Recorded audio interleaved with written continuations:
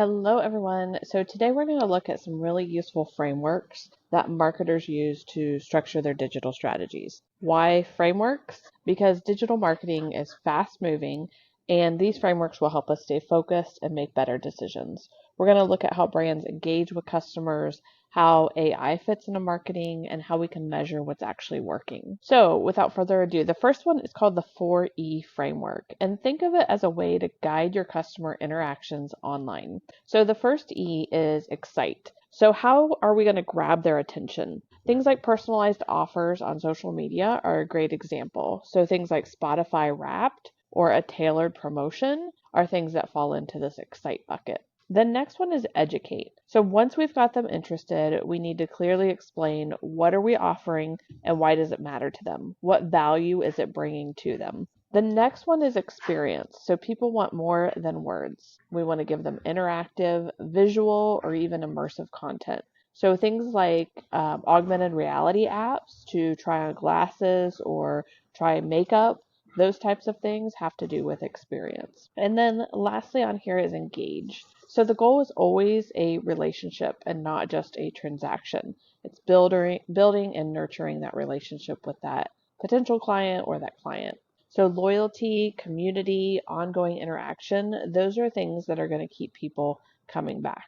So now we're going to talk about how AI is helping to transform this process. So we know that AI is everywhere, including in marketing now, but it's not always obvious. And we can think about its role in 4 ways. So the first one is AI as customer interface. So we think about chatbots, voice assistants, things that are going to talk to customers. And some of these have been around a little longer than we realize.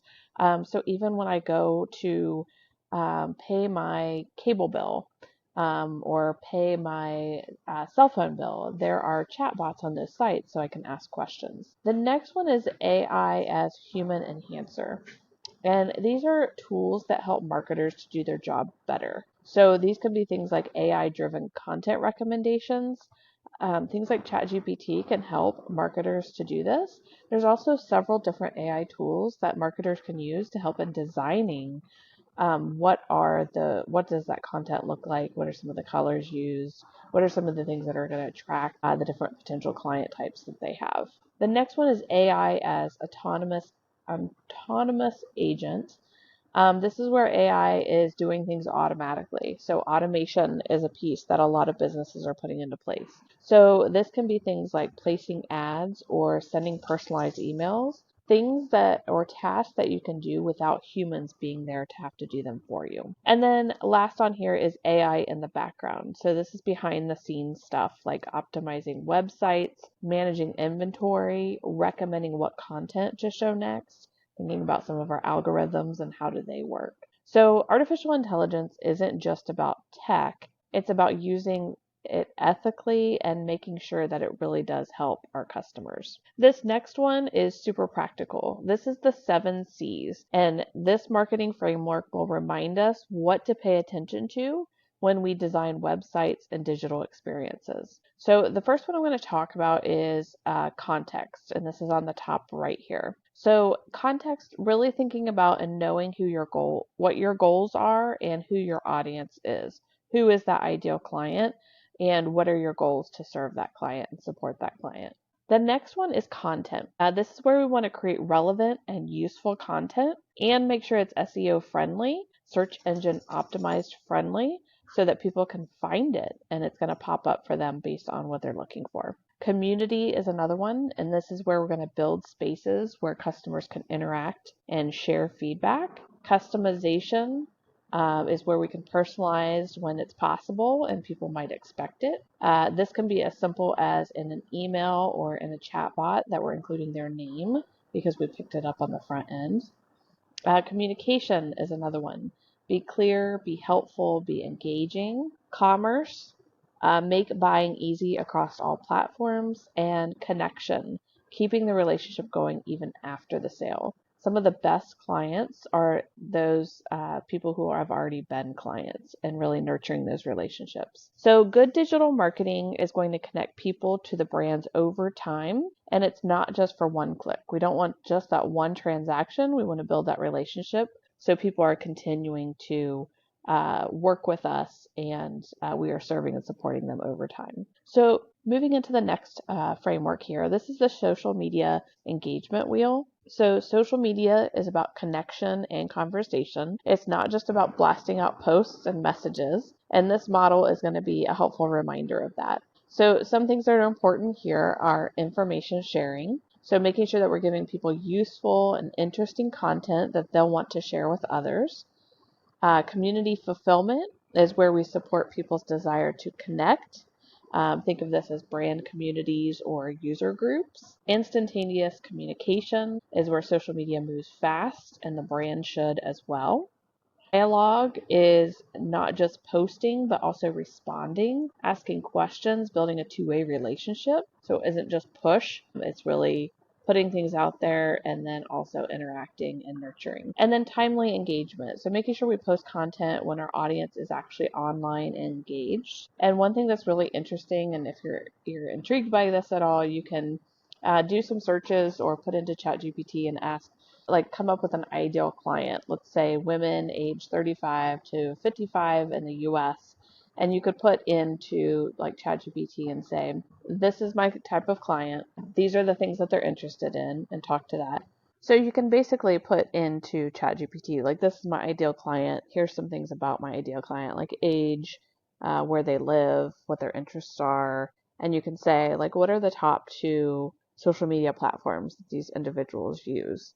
And what are the keywords that they're using when they're searching on those platforms? And what are the best days and times to post for them to be able to see that and come up automatically versus for them to see that in their feed eventually, or possibly if they're scrolling enough. But making sure that you're hitting them when they are on there. And that can give you some ideas. So those are some of the things that marketers can do. So let's move into mobile app usage and monetization. So why do people use these apps, or why do they use apps? This framework lists some common motivations. So people use mobile apps because it's their me time. Maybe it's their way to socialize. It's how they prefer to shop. Maybe it's easier, more efficient for them. They're able to prepare, whether it's things for their family, for vacation, meals, like whatever that ends up looking like, home renovations. They can discover things. It's an opportunity to self-express. And how do apps make money? So the way that most apps make money is through ads, freemium models where people get something for free and then they start to climb the ladder and start to pay for things. People may pay for certain apps if people have in-app purchases that they make. So sometimes I know on my phone, I might have some in-app purchases, like to buy an app or pay like a monthly fee for an app that allows me to create cartoon pictures based on photos, like those types of things. But the main takeaway here is, as a marketer, you would want to make sure that your app is matching what your audience wants to do and what they're willing to pay. And again, this kind of goes with thinking about the ChatGPT prompts, and those will give you some ideas, continuing to ask different questions of how can we leverage um, that ideal client and the different apps that they're using, paid or free, to get them into more of becoming a client and paying for those types of things.